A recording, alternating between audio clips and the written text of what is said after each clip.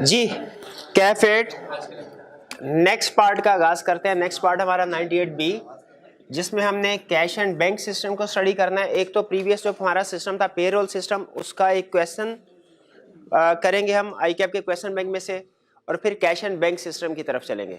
अच्छा, अब ये ध्यान में रखिएगा, अब जो सिस्टम हम स्टडी करने जा रहे हैं ना, कैश एंड बैंक सिस्टम और इन्वेंट्री एंड फिक्स एसेट, ये इंतहाई आसान सिस्टम है, इंतहाई आसान सिस्टम है। ठीक है, ये दोनों सिर्फ जो किसी हद तक टेक्निकल था वो पे रोल का थोड़ा सा मुश्किल होता है स्टूडेंट के लिए, सेल और परचेजेस का भी इतना मुश्किल नहीं लगता उन्हें। तो केस स्टडीज आसानी से अटेम्प्ट हो जाती है। तो ज्यादातर जो केस स्टडी पूछ रहा है वो सेल सिस्टम में से पूछ रहा है, परचेज सिस्टम में, और इन्वेंट्री में से इन्वेंट्री काउंटिंग प्रोसीजर्स है उसमें से केस स्टडी पूछ रहा है। और इन्वेंट्री काउंटिंग प्रोसीजर हमने सब्सटेंटिव पोजीशन के साथ कर लिए थे, ये जेब में रखिएगा, मैंने दोबारा नहीं करवाने, लेकिन आपको बता दूंगा कि सिस्टम क्या था और क्वेश्चंस भी आपको बता दूंगा जो आपने अटेम्प्ट करने हैं, ताकि एक दफा कम से कम एक क्वेश्चन भी अगर आप रिटर्न फॉर्म में कर लें तो आपकी रिवीजन हो जाएगी। तो अभी पहले हम चलते हैं असाइनमेंट की तरफ। आपको जो असाइनमेंट दी थी उसमें से एक आई कैप का क्वेश्चन डिस्कस करते हैं। एसीसी का क्वेश्चन है एज यूजुअल, और आपको पता है एसीसी के क्वेश्चन में लंबी जोड़ी कहानियां होती हैं, उसके सोल्यूशन में भी बहुत ज्यादा एक्सप्लेनेशन होती है, और क्वेश्चन में भी वो जो केस स्टडीज में, हाँ जी, नाम भी बड़े अजीब होते हैं, ये बात भी ठीक है। चलिए स्टार्ट करें। सबसे पहले क्या करना है, रिक्वायरमेंट, ताकि हमें पता चल जाए कि कैसे एग्जाम में पहचानेंगे ये क्वेश्चन इंटरनल कंट्रोल सिस्टम का है। Required as the external auditor of Blake company write a management letter. Management letter क्या होता है? रिप्रेजेंटेशन लेटर नहीं, अरे ऑडिट पे पानी फेर दिया। रिप्रेजेंटेशन लेटर नहीं होता, ये होता है वो लेटर जो इसमें internal control weaknesses auditor communicate करता है मैनेजमेंट को to the director in respect of the shift worker wages recording and payment system. Wages recording and payment system मतलब क्या? वेजेस सिस्टम यानी पेरोल सिस्टम। वेजेस सिस्टम या salary system का मतलब payroll system ही होता है ना। करे which identifies and explain 4 weaknesses in that system. 4 weaknesses बतानी है। और इसी के क्वेश्चन की एक और अच्छी आदत होती है, क्या भला, कि 4 है ना तो 5 या 6 होंगी उसमें से, और अगर आई कैप का क्वेश्चन होता तो 3 भी मुश्किल हो जाती हमारे लिए पूरी करनी। हाँ जी, फिर ढूंढा, फिर जजमेंट अप्लाई कर। Explain the possible effect of each weakness. हर वीकनेस का इफेक्ट बताइए क्या है। वीकनेस बताना है और उसका इफेक्ट। इफेक्ट का मतलब या इम्प्लीकेशन का मतलब क्या होता है कि अगर वीकनेस ऐसे ही चलती रही तो मैनेजमेंट को, कंपनी को क्या नुकसान होगा। Provide recommendation to alleviate such each weakness. हर वीकनेस को रिड्यूस करने के लिए, खत्म करने के लिए कोई रिकमेंडेशन भी दीजिए। हमारे लिए सबसे अहम काम क्या होता है भला? वीकनेस को डोर का सिरा पकड़ना सबसे अहम है, उसके बाद लपेट लेंगे हम उसको, जो भी उसने इंपैक्ट बताया वो भी पूछा वो बता देंगे, रिकमेंडेशन भी। तो स्टार्ट करें जी। अब आपकी इंग्लिश का भी इम्तिहान है, एग्जाम्ड थी इसीलिए तो इम्तिहान है। Wages system shift worker. Shift worker arrive for work at about 7 बजे सुबह and clock in using an electronic identification card. Clock in system याद आया? इसमें तो प्रॉब्लम हो सकती है। क्या प्रॉब्लम हो? हाँ, एक एम्प्लॉय मल्टीपल कार्ड को स्कैन कर सकता है। बहरहाल आगे देखते हैं आगे क्या कहते हैं। अगर आई कैप का क्वेश्चन होता था, मजाल है इससे आगे आपको कोई बात बताता, लेकिन क्या इसी स्टेटमेंट से भी आप वीकनेस आइडेंटिफाई कर सकते हैं ना। वे चूंकि एसीसी का क्वेश्चन है, अब वो क्या कहता है? कहता है the card is scanned by the time recording system and each production shift workers identification number is read from their card by scanner. वो कह रहा है कार्ड तो हर एक तो यही करता है, मशीन का काम यही है, ये बिला वजह कहानी फैला रहा है। वो कार्ड रीड करेगी जाहिर है, और क्या करेगी इसको। बहरहाल कह रहा है the worker is then logged in as being at work, यानी वर्कर ऑफिशियल रिकॉर्ड में एंट्री हो जाती है कि अभी ये काम पे लग गया है worker. Shift workers are paid from the time of logging in. जाहिर है shift worker time of logging in से पे। कह रहा है the logging in process is not monitored as it is assumed that shift workers would not work without first logging in on the time recording system. Clearly मैं बताया था ना, इसी से बहुत आसान, जहां पे नॉट आ रहा है ना वहां पे रुक जाए। आधी से ज्यादा वीकनेसेस तो आपको नॉट से ही पता चल जाएंगी।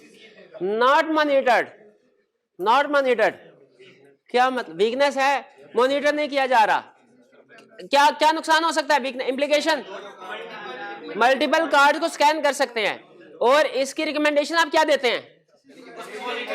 या तो मॉनिटरिंग कर दो सिस्टम, वो या दूसरा बायोमेट्रिक सिस्टम ले आओ, दोनों में से कोई एक, ऑब्जर्वेशन हो या बायोमेट्रिक सिस्टम हो। यहां पे पहले पैराग्राफ में एक वीकनेस हमें आइडेंटिफाई हो गई। आगे चलते हैं। Shift worker are split into group of about 25 employees with each group under the supervision of a shift foreman. कोई प्रॉब्लम सिस्टम, इसमें कोई वीकनेस तो नहीं है, ठीक है। Each day each group of shift workers is allocated a specific vehicle to manufacture. हर group को कहा जाता है कि आपने ये व्हीकल मैन्युफैक्चर करनी है, कोई प्रॉब्लम, ये उसका अपना इंटरनल सिस्टम, ठीक है। At least 400 vehicles have to be manufactured each day by each work group. कम से कम 400 व्हीकल हर एक ने मैन्युफैक्चर करनी है, ठीक है। If necessary, overtime is worked to complete the day's quota of vehicles. अगर जरूरत पड़े तो ओवरटाइम की भी इजाजत है। ओवरटाइम पे थोड़ा सा अब हम जरा अलर्ट हो गए, इसमें वीकनेस नहीं है अभी तक, क्योंकि ओवरटाइम होना है, लेकिन हमें इतना पता है कि पेरोल सिस्टम में या तो फेक एम्प्लॉइज आते हैं या ओवरटाइम फेक होता है, ये गड़बड़ ज्यादा होती है, तो हम अलर्ट हो गए। क्या कह रहे the shift foreman is not required to monitor the extent of any overtime working although the foreman does ensure workers are not taking unnecessary or prolonged breaks which would automatically increase the amount of overtime worked। यहाँ पे क्या पहले ये समझने वो क्या कह रहा है कि जो ओवरटाइम काम करते हैं ना जो भी ग्रुप, तो सुपरवाइजर उनकी मॉनिटरिंग नहीं करता लेकिन वो ये इंश्योर करता है कि एम्प्लॉइज जो है वो ज्यादा देर फारिग ना बैठे हों, ज्यादा देर। इसका मतलब है अगर कुछ 25 सुपरवाइजर बैठा हुआ है अपने रूम में, 25 एम्प्लॉइज ने आके कहा सर हमने 2 घंटे का ओवर टाइम लगाया हर एक, सुपरवाइजर क्या करेगा, मान लेगा, उसको कोई इन्वेस्टिगेशन वो नहीं करता। मॉनिटरिंग का मतलब यह है कि वो वाकई उन्होंने ओवर टाइम लगाया कि नहीं लगाया, ठीक है। ये वीकनेस, क्योंकि ये ओवर टाइम अप्रूवल के बगैर लग रहा है। एक और क्वेश्चन में उसने मिलता जुलता क्वेश्चन इंफॉर्मेशन थी, लेकिन उसमें उसने थोड़ा सा चेंज किया सिस्टम को। उसने कहा अगर ओवर टाइम 2 घंटे तक लगाए ना एम्प्लॉय तो सुपरवाइजर मॉनिटरिंग नहीं करता, अगर 2 घंटे से ज्यादा के ओवर टाइम क्लेम करे तो फिर सुपरवाइजर मॉनिटरिंग या इन्वेस्टिगेशन करता है। बताइए इसमें वीकनेस थी जो मैंने आपके साथ शेयर किया ज़मानी कलामी, इसमें वीकनेस थी, बिल्कुल इसमें वीकनेस थी। ये बिल्कुल ऐसे ही है जैसे वो आई कैप का भी हमने क्वेश्चन किया कि जो बड़े वाले परचेज ऑर्डर थे उन पे टेंडरिंग होती थी, जो रूटीन नेचर के उनमें टेंडरिंग नहीं होती थी।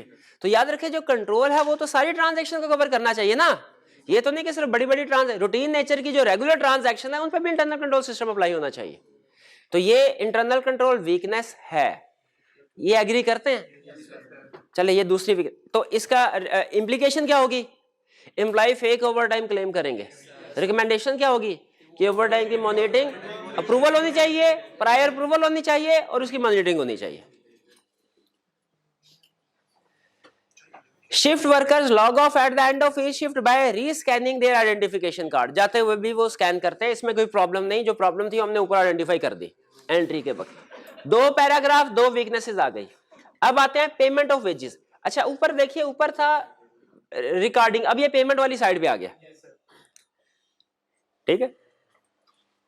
क्या detail of hours worked each week. अच्छा पाकिस्तान में तो एम्प्लॉइज को सैलरी मंथली बेसिस पे दी जाती है, लेकिन कुछ फॉरेन कंट्रीज में एम्प्लॉय को सैलरी वीकली बेसिस के ऊपर दी जाती है, तो इसीलिए उसने वीक वाला केस बनाया है कि वीकली बेसिस के ऊपर, इसका मतलब एम्प्लॉय को पेमेंट हो रही होगी।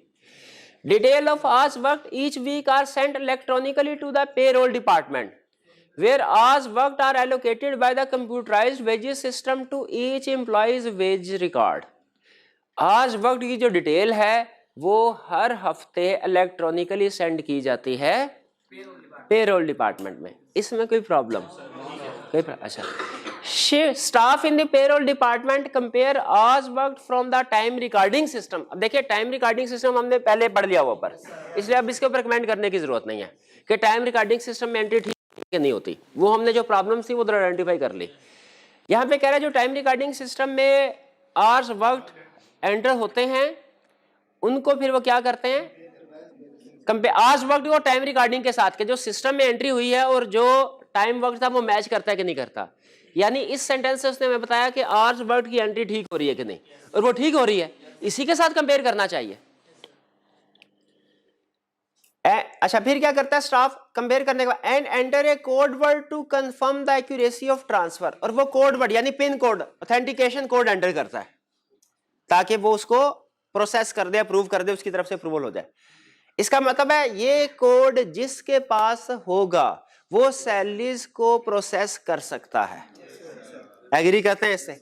आगे क्या कह रहा है कोड वर्ड। अच्छा, अगली जो बात है, अगली वीकनेस है, वो हमने अभी तक नहीं पढ़ी और ना ही पढ़ेंगे, ना ही आई कैप की बुक में है, लेकिन आपने अपनी जजमेंट की बेस पे बताना है वीकनेस है कि नहीं और किस वजह से है।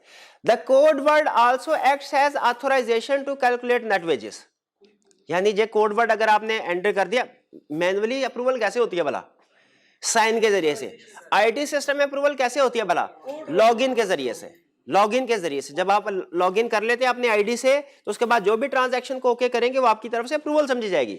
आपने अक्सर देखा होगा बाज़ औक़ात कुछ मेडिकल रिकॉर्ड में कोई टेस्ट वगैरह होते हैं ना, उसकी रिपोर्ट होती है, उसके ऊपर लिखा होता है this is a computer generated report and does not require authentication by any individual.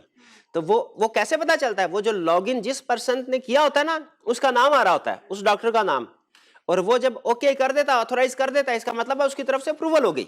जो इलेक्ट्रॉनिकली जनरेटेड रिपोर्ट्स होती हैं, इनकी नॉर्मली मैनुअल वेरिफिकेशन नहीं होती, बल्कि जिस पर्सन के अकाउंट से प्रिंट हुई है ये समझा जाता है बाय डिफॉल्ट उसने अप्रूवल दे दिया। यहाँ पे भी वो अपना अप्रूवल दे रहा है अकाउंट के जरिए से, और जो उसके अकाउंट को एक्सेस करने के लिए कोड वर्ड है, अब उसकी बात कर रहा है। Code word also act authorisation, ठीक है। Code word is the name of a domestic cat belonging to the department head and is therefore generally known around the department। गोरे कोई बिल्ली कुत्ता पालते रहते हैं ना, हाँ, वालदैन को बाहर भेज देते हैं, बिल्ली कुत्तों को घर ले आते हैं। तो वो कहता है जो बिल्ली लेके आया ना उसका नाम ऐसा था कि जो जनरली सबको पता है। बताइए ये प्रॉब्लम है कि नहीं? बिल्कुल प्रॉब्लम है। कोई भी पर्सन इसका नाम एंटर करके पेरोल को ऑथराइज कर सकता है। तो रिकमेंडेशन क्या होगी हमारी? पासवर्ड ऐसा आना चाहिए जो easy to remember and difficult to guess हो। पासवर्ड का बेसिक रहो। हाँ जी, रिस्ट्रिक्टेड है। यहां तक हमारी कितनी वीकनेसेस हो गई? 3। पहली वीकनेस कौन सी थी? मॉनिटरिंग नहीं हो रहा था लॉगिन प्रोसेस। दूसरी ओवर टाइम वर्किंग की ऑथराइजेशन नहीं हो रही थी। तीसरा जो पेरोल को प्रोसेस करने के लिए ऑथराइजेशन पासवर्ड है वो सबको पता है। Next, each week the computerized wages system calculate gross wages using the standard and overtime rates per hour for each employees।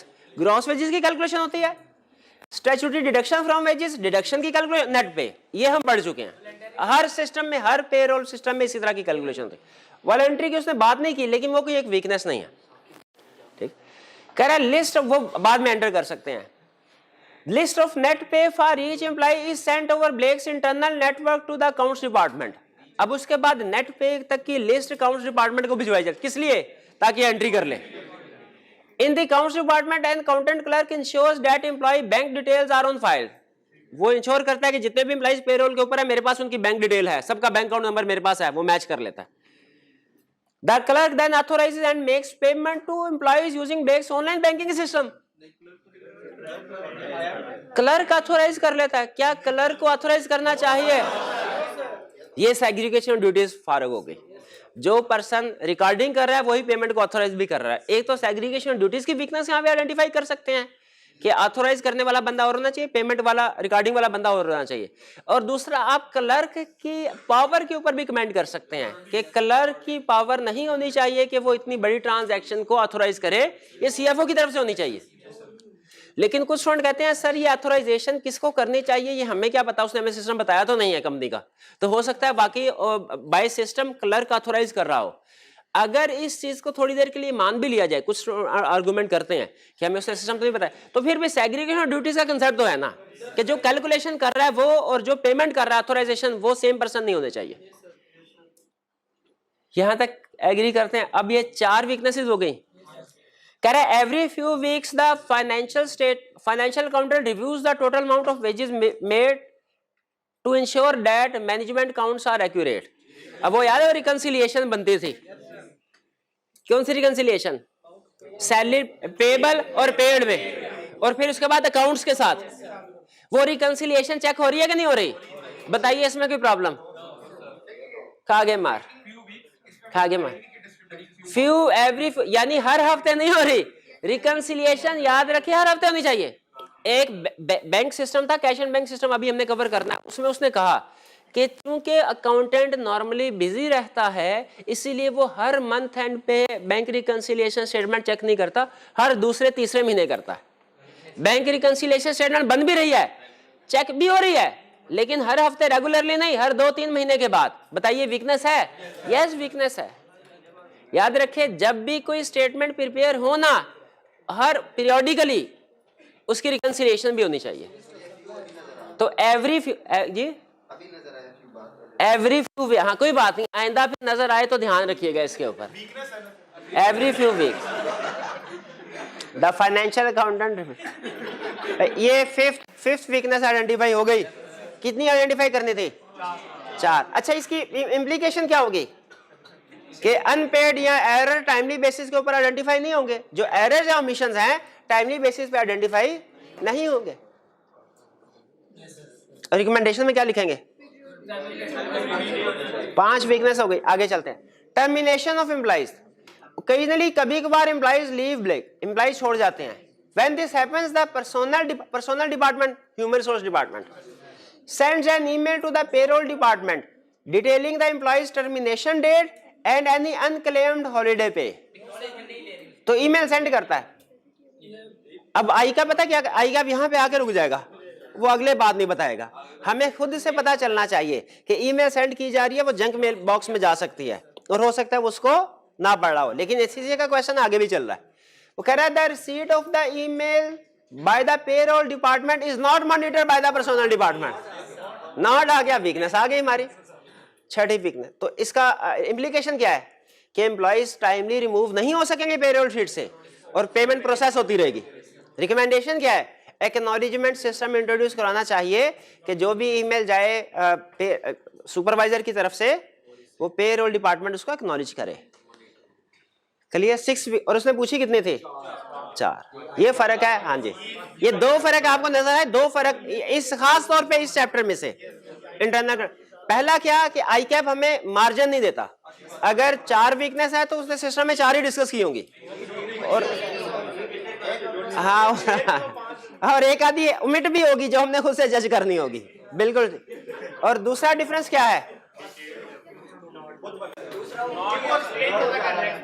Explain ज्यादा कर रहा है, एक्सप्लेनेशन इसमें ज्यादा होती है।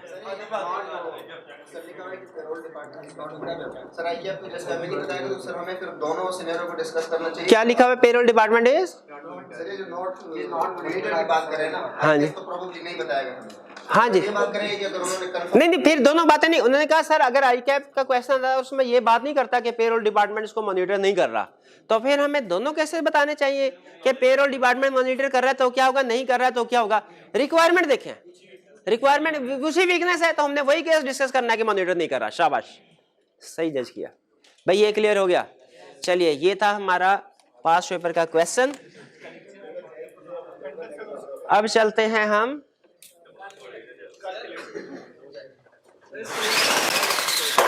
आज के कंसेप्ट की तरफ। नहीं, कुछ भी नहीं हुआ, कुछ भी नहीं हुआ जी। इसको अटेम्प्ट कैसे, प्रेजेंट कैसे करना है? लाइंस लगा के, 3 कॉलम बना के, जगह नहीं। चलिए ऐसा कीजिए कि अब मैं ये डिस्कस कर लेता हूं, इसके बाद नेक्स्ट लेक्चर स्टार्ट होने से पहले क्वेश्चन पूछेगा इसकी प्रेजेंटेशन का। मैं आपको इसके 2 प्रेजेंटेशन अलाउड है और तीसरी प्रेजेंटेशन है वो अलाउड नहीं है। 2 अलाउड है वो भी आपको बता दूंगा, तीसरे जो अलाउड नहीं है वो भी बता दूंगा, लेकिन नेक्स्ट लेक्चर के स्टार्ट से पहले। अभी फिलहाल सिर्फ वीकनेसेस को आइडेंटिफाई कीजिए और रिकमेंडेशन की तरफ सोचिए कि क्या होगी। चलें, अब कौन सा सिस्टम स्टडी करने जा रहे हैं आज हम? Cash and bank system. अच्छा, काउंटिंग के पॉइंट ऑफ व्यू से कैश और बैंक दोनों अलग है, ठीक है। लेकिन जिस तरह काउंटिंग में वेजेस और सैलरीज अलग है, लेकिन ऑडिट पॉइंट ऑफ व्यू से दोनों के कंट्रोल इकट्ठे डिस्कस होते हैं पेरोल के नाम से। उसी तरह यहाँ पे कैश एंड वेजेस के कंट्रोल भी इकट्ठे डिस्कस होंगे। हाँ, जहां जहां पे कैश की बजाय बैंक चेक की इन्वॉल्वमेंट होगी मैं साथ साथ डिस्कस करता जाऊंगा, ठीक है, यानी हमारा जो सिस्टम हम डिस्कस करने जा रहे हैं वो कैश और बैंक दोनों को कवर कर रहा होगा, लेकिन जहां पे बैंक का डिफरेंस होगा, बैंकिंग सिस्टम में थोड़ा सा फर्क, कोई चीज ऐड होगी, मैं आपके साथ शेयर करता जाऊंगा। अच्छा, जिस तरह हमने पेरोल सिस्टम को समझने के लिए कौन सी डॉक्यूमेंट बनाई, पेरोल शीट। पेरोल शीट को सामने रखे हमें पता चल गया कि पहला फेज है इसका कैलकुलेशन का, दूसरा है डिडक्शन का, तीसरा है पेमेंट का, और फोर्थ है रिकॉर्डिंग का। और अगर पेरोल शीट आपके सामने हो तो ये सारे जो कंट्रोल्स है ये समझना आसान हो जाता है, ऐसा ही है। अब कैश का सिस्टम समझने के लिए आपके सामने एक डॉक्यूमेंट प्रिपेयर करने लगा हूं, आपने इसको पहचानना और बताना है ये क्या चीज है। Opening balance, cash received, cash paid, closing balance. देखा है ना, ये क्या है, ये है रिसीट एंड पेमेंट अकाउंट, या इसे कैश एंड बैंक अकाउंट भी कह सकते हैं। कैश अकाउंट या बैंक अकाउंट दोनों में इसी तरह की अमाउंट्स होती है ना। इसमें से जाहिर है कुछ ओपनिंग बैलेंस में फिजिकल कैश पड़ा होगा, कुछ बैंक में पड़ा होगा। रिसीट्स में भी कुछ कलेक्शन कैश के जरिए से आ रही होंगी, कुछ बैंक के चेक के जरिए से। कैश पेड में भी कुछ कैश के जरिए से होंगी, कुछ चेक के जरिए से होंगी। क्लोजिंग बैलेंस में भी कुछ कैश में हमारे पास पड़ा होगा, कुछ बैंक में पड़ा होगा, ऐसे ही है। बिल्कुल इसी तरह हम जो सिस्टम पढ़ेंगे ना वो कैश का और बैंक का अलग-अलग नहीं पढ़ेंगे, बल्कि हम पढ़ेंगे रिसीविंग का, कैश पेड का, क्लोजिंग बैलेंस का।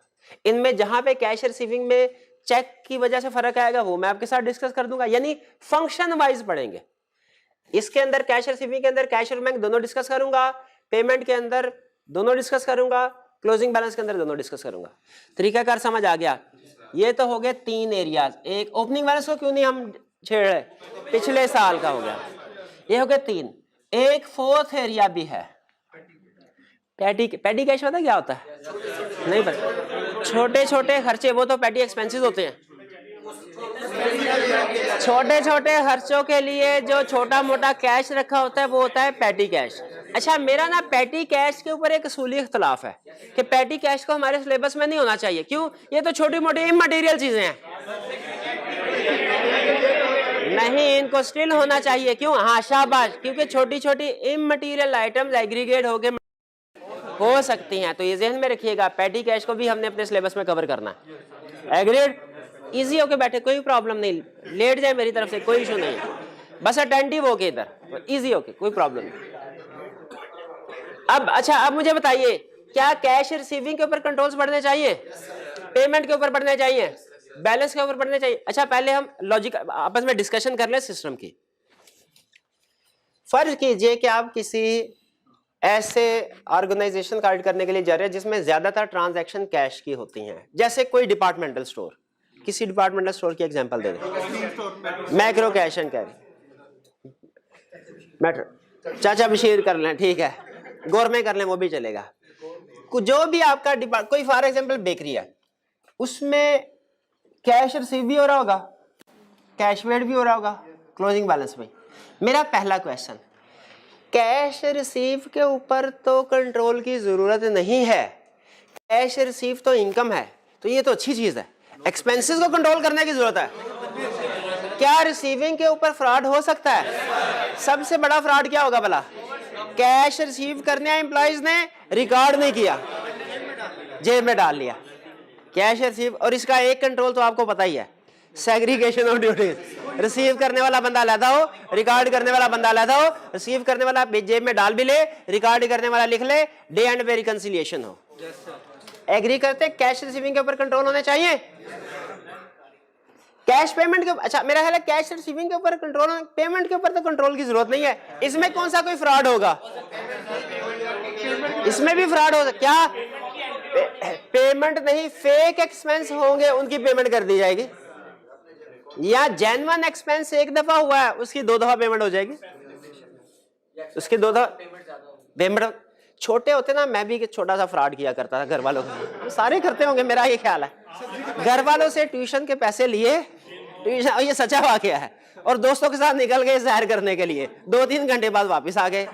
एक्सपेंस का छोटा अच्छा तो ये एक्सपेंस हुआ है, इसमें कंट्रोल वीकनेस क्या थी? घर वालों ने कभी पूछा ही नहीं पैसे जमा करवाते हो उसकी रसीद क्या है, किधर है। आप घर वालों से पैसे लेते हैं किताबें लाने के लिए, ठीक है, और एक ही रसीद हर सेशन में उनको दिखा के किताबों के पैसे ले लेते हैं। ये पेमेंट में भी फ्रॉड हो सकता है। फेक एक्सपेंसेस रिकॉर्ड किए जा सकते हैं, या जेन्युइन एक्सपेंसेस जो हैं इनको एक से ज्यादा दफा क्लेम किया जा सकता है। एग्री करते हैं कैश रिसीविंग के ऊपर कंट्रोल की जरूरत है, एग्री करते हैं पेमेंट के ऊपर कंट्रोल की जरूरत है। अच्छा, क्लोजिंग बैलेंस के ऊपर तो कंट्रोल की जरूरत नहीं है, क्यों नहीं? जो फिजिकल, अच्छा क्लोजिंग बैलेंस दो तरह का है, कैश इन हैंड और एक कैश एट बैंक।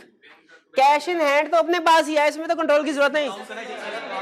चोरी हो सकता है, चोरी हो सकता है, हाँ वो जाली नोट हो सकता है, लेकिन जाली नोट से ज्यादा बड़ा रिस्क है कि कैश चोरी हो सकता है। ऑर्गेनाइजेशन में जो एम्प्लॉइज होते हैं ना, अक्सर अगर उनको पता चल जाए कि ऑर्गेनाइजेशन में बुजुर्ग ये कहते हैं 2 चीजें छुपा के रखनी चाहिए, उनमें से एक चीज दौलत है। पैसे किसी को वो किसी बुजुर्ग से पूछ लीजिएगा, वो किसी बुजुर्ग से पूछ, भाई सुन ले। एक है दौलत और दूसरे है औरत, सुन ले, चले अब इस पे अमल भी कीजिएगा। पूछ लिया आपने तो कैश। अच्छा ये मुझे बताइए, ऑर्गेनाइजेशन में अक्सर ये होता है कि कैश जो है पड़ा होता है ना ऑर्गेनाइजेशन में, एम्प्लॉइज ही वारदात करते हैं, जो उस ऑर्गेनाइजेशन के एम्प्लॉय होते हैं वही वारदात करते हैं और उसको चोरी कर लेते हैं। इसलिए याद रखें, विद इन द ऑर्गेनाइजेशन जो हमारे पास कैश इन हैंड पड़ा हुआ है, इसको भी फिजिकली सिक्योर करने की जरूरत है। कैसे सिक्योर करेंगे? कैसे सिक्योर करेंगे? सब लॉकर में रख के, और लॉकर किधर है ये सबको पता होना चाहिए, ये नहीं पता होना चाहिए।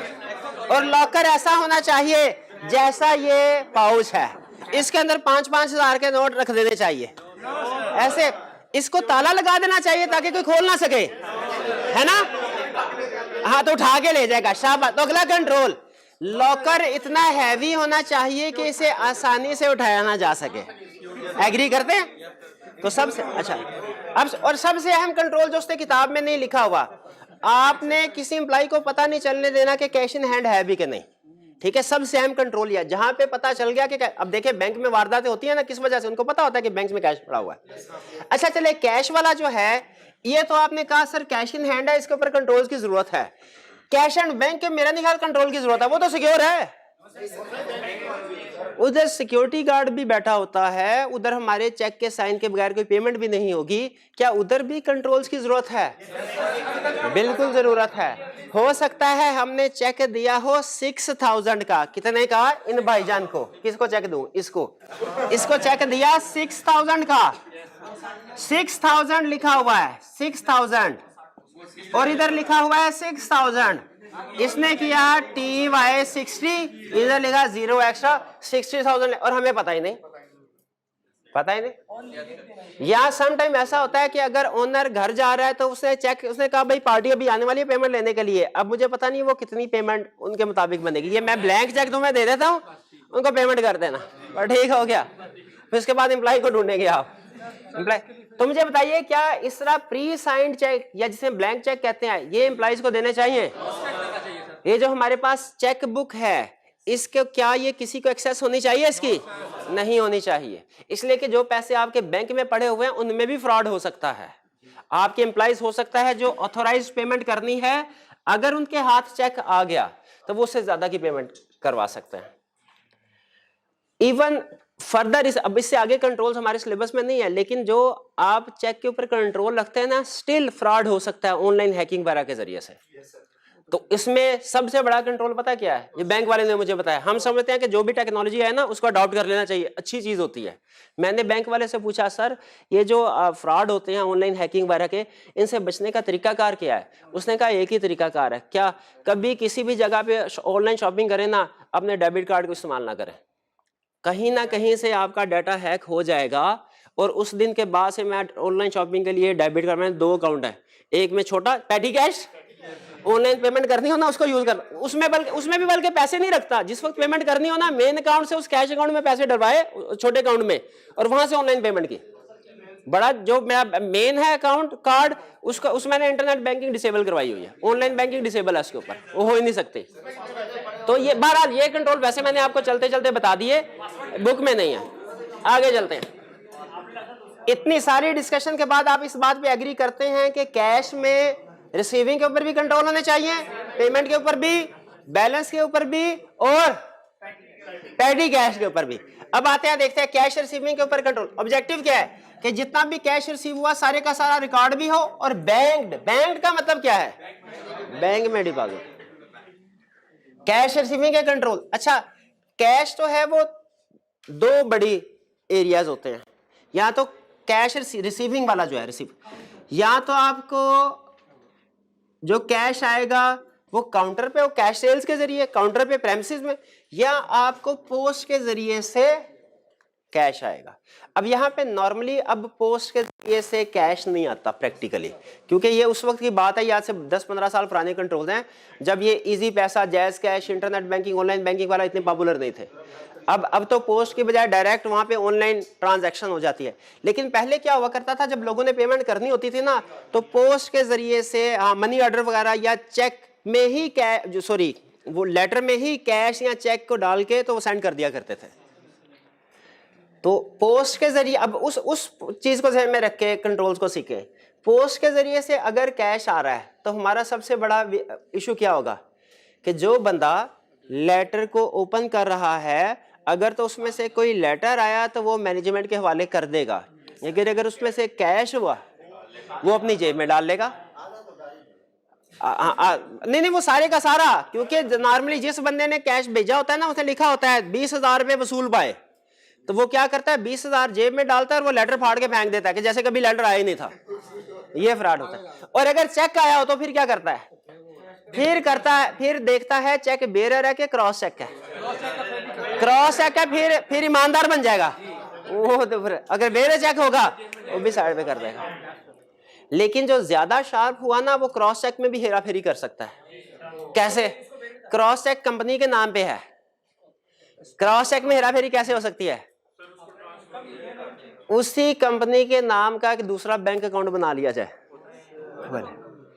हाँ, क्या अगला क्वेश्चन ये क्या बन सकता है? आसानी से नहीं बन सकता, इसके लिए डायरेक्टर्स की अप्रूवल की जरूरत होती है, डायरेक्टर्स की अप्रूवल की जरूरत होती है।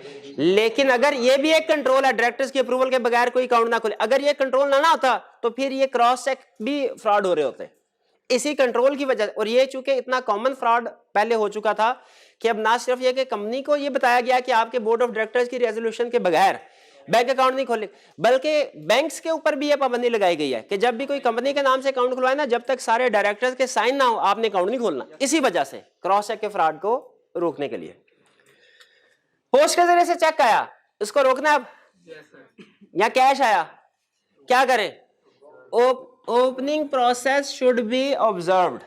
चेक ओपनिंग या मेल ओपनिंग, MAIL मेल, जो ईमेल जो ये डाक आती है, mail opening process should be observed. Observe किया जाए कि कहीं वो ऐसा तो नहीं कि पैसे निकालते हुए जेब में डाल रहा है, और एक इंडिपेंडेंट पर्सन जो ऑब्जर्व कर रहा हो वो साथ साथ नोटिंग भी कर रहा हो कि कितना कैश आया।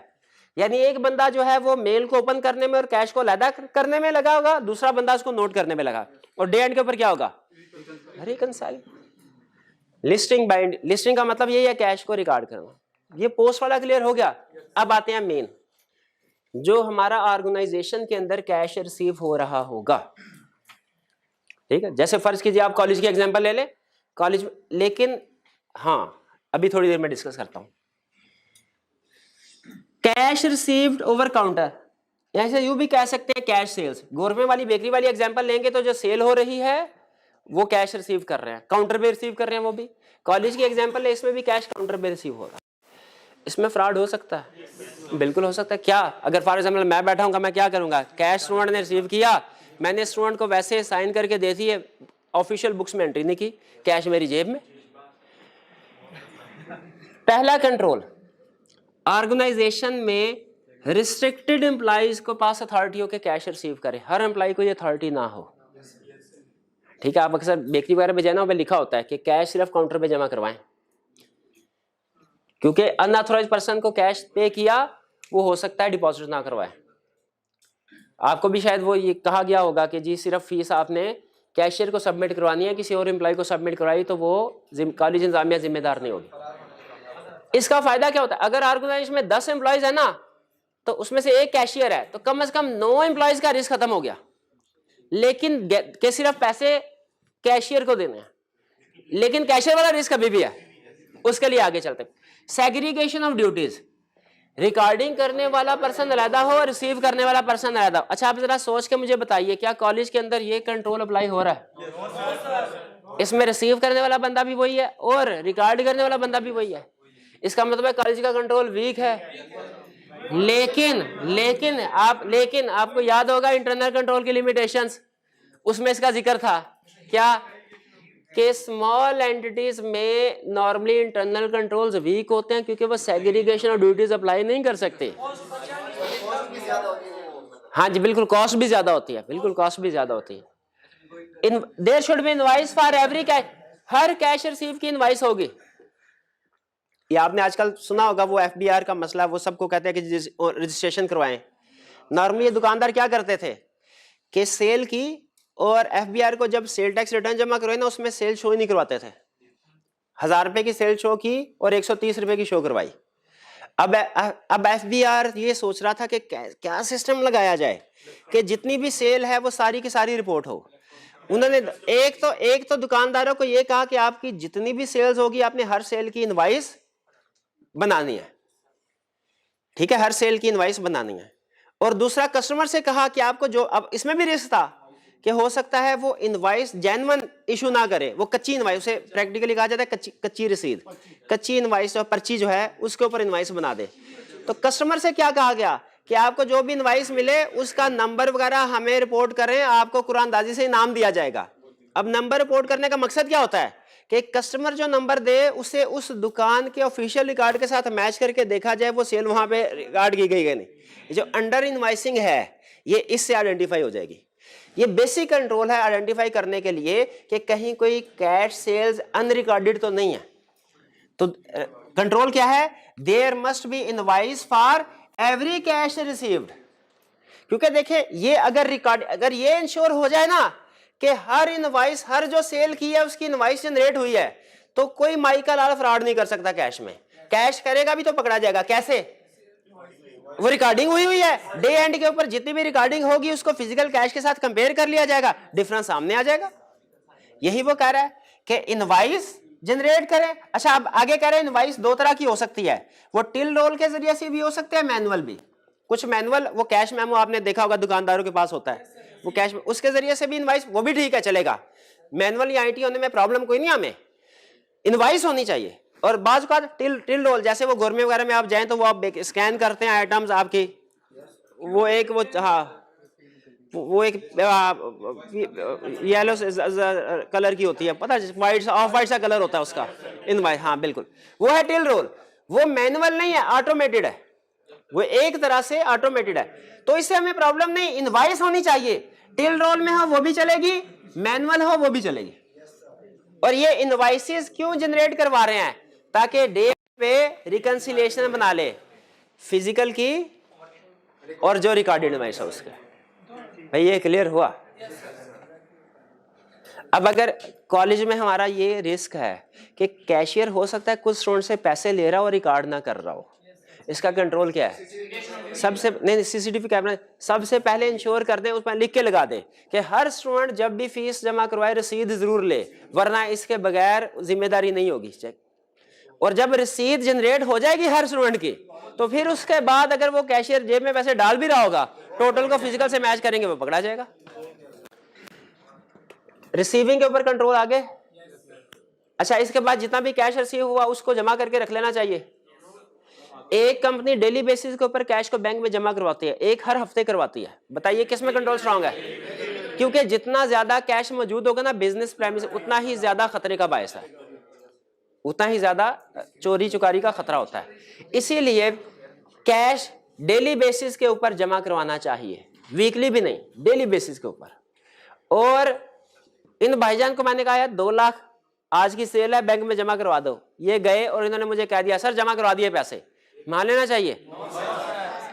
डेली जमा करवाना है तो इससे डिपॉजिट स्लिप भी लेनी है, और उस डिपॉजिट स्लिप को बाद में कैश बुक और बैंक स्टेटमेंट के साथ मैच भी करना है कि जितना कैश बुक से कैश डिपॉजिट करवाया था बैंक में पहुंच गया कि नहीं पहुंच गया।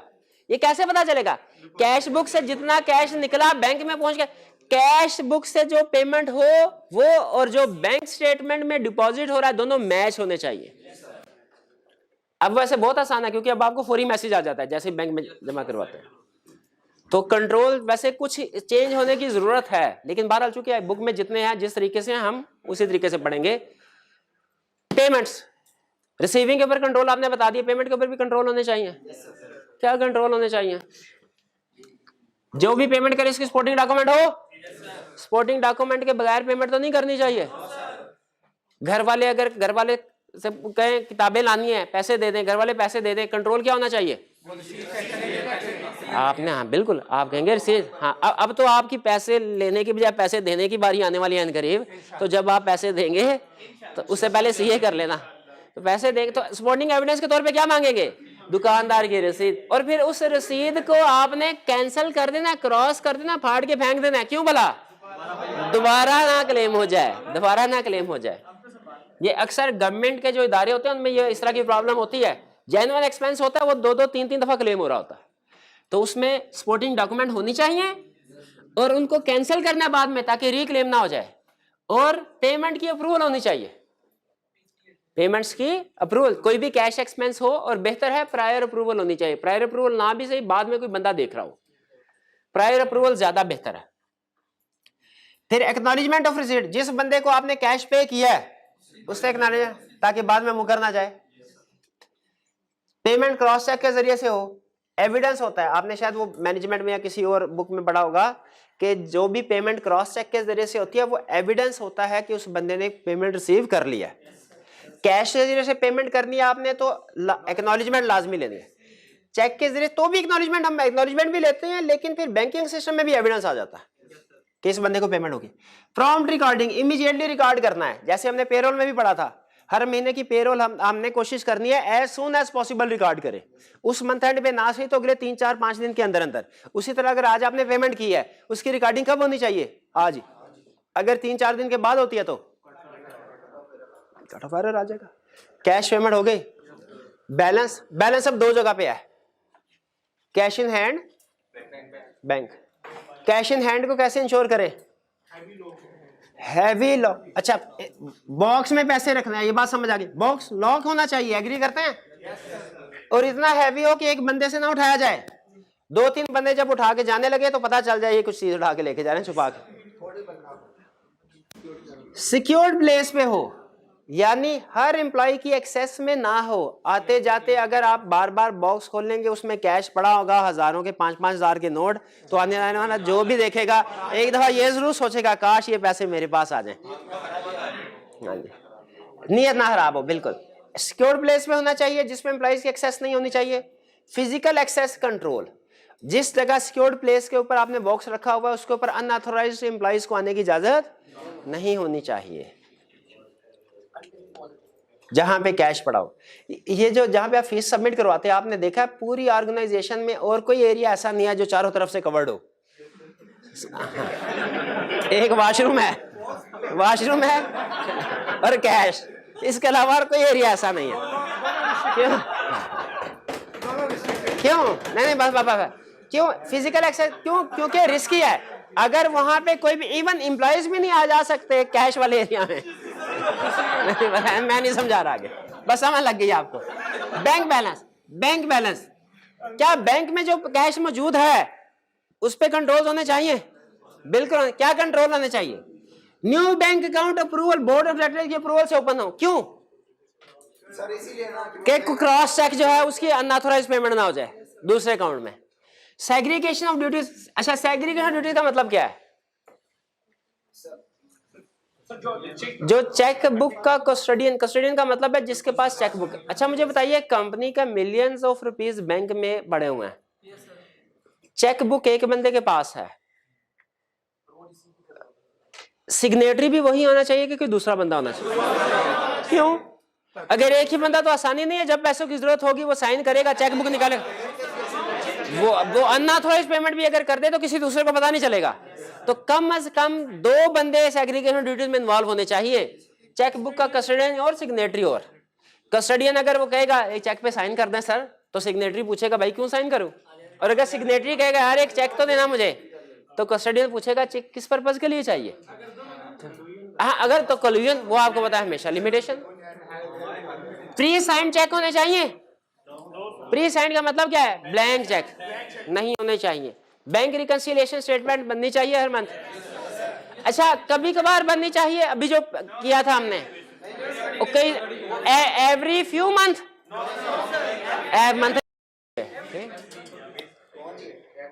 पैटी कैश के ऊपर कंट्रोल्स, पैटी कैश के ऊपर कंट्रोल्स तकरीबन वही है जो हमने मेन कैश में पढ़े। पैटी कैश में थोड़ा सा फर्क ये होता है कि मेन कैश तो हमारा कैशियर के पास होता है, पैटी कैश हम अंदाजे से जो हमें ईमानदार बंदा लगता है कंपनी में, उसको कहते हैं कि भाई बात सुनिए, हमारा छोटा मोटा खर्चा कौन सा होता है? कोई चाय पानी का, अखबार का, कोई अगर सफाई सुथराई करवानी हो किसी से, वो पैसे, कहीं पे आना जाना हो, ट्रांसपोर्टेशन का खर्चा, बस वगैरह की टिकट लेनी हो, स्टेशनरी वगैरह मंगवानी हो, ये इस तरह के छोटे मोटे खर्चे। अब ये जो छोटे मोटे खर्चे हैं, नहीं, बिरयानी बड़ा खर्चा है। ये जो छोटे मोटे खर्चे हैं, अगर ये मेन कैश के जरिए से डील करवाए जाए ना, तो हर 5 रुपए, कभी 5 रुपए की एंट्री रिकॉर्ड हो रही हो, कभी 10 की, कभी 15-20, एंट्री रिकॉर्ड करने पे ही टाइम ज्यादा गुजर जाया करेगा। इसीलिए ऑर्गेनाइजेशन क्या करती है, महीने के स्टार्ट में एस्टिमेट करती है कि पैटी एक्सपेंस हमारा पूरे महीने का कितना होगा। फॉर एग्जाम्पल 50,000 का है, तो वो 10-12 हजार ऊपर रख के मार्जिन के तौर पे 60,000 उस एम्प्लॉय को, पैटी कैशियर को कह लें, हैंड ओवर कर दे। लेकिन याद रखें ये 50,000 है तो ये 5 लाख नहीं होने चाहिए। पैटी कैश का बैलेंस तकरीबन 1 महीने की स्पेंडिंग के इक्वल होना चाहिए। इनको 60,000 रुपया दे दिया, अब इनसे कहा जाएगा कि आप इनको खर्च करो, लेकिन 2 चीजों का ध्यान रखो। एक, आपने पैटी कैश वाउचर जरूर बनाना है। पैटी कैश वाउचर बनाना, एक छोटी सी बुक मिलती है पैटी कैश वाउचर की, वो मेन कैश की तरह नहीं होती, वो छोटी सी होती है, सिर्फ फॉर्मेलिटी के रिकॉर्ड रखने के लिए, रिकॉर्ड पर्पस के लिए। इनसे कहा जाएगा कि आपने जो भी पेमेंट करे ना, पैटी कैश वाउचर जरूर बनाना है ताकि रिकॉर्डिंग हो, और अगर हो सके तो उसकी सपोर्टिंग डॉक्यूमेंट भी लेनी है। वाउचर हर पेमेंट का बनाना है। वाउचर का मतलब है एंट्री करना कि पैसे किसके लिए खर्च किए गए, और सपोर्टिंग डॉक्यूमेंट अगर पॉसिबल हो। अगर पॉसिबल हो का मतलब क्या है? देखिए, मेन कैश में हमने पढ़ा था कि हर पेमेंट, बड़ी पेमेंट हर एक की सपोर्टिंग डॉक्यूमेंट होगी, लेकिन बाज़ का छोटी मोटी कुछ खर्चे ऐसे होते हैं जिनकी सपोर्टिंग डॉक्यूमेंट नहीं होती।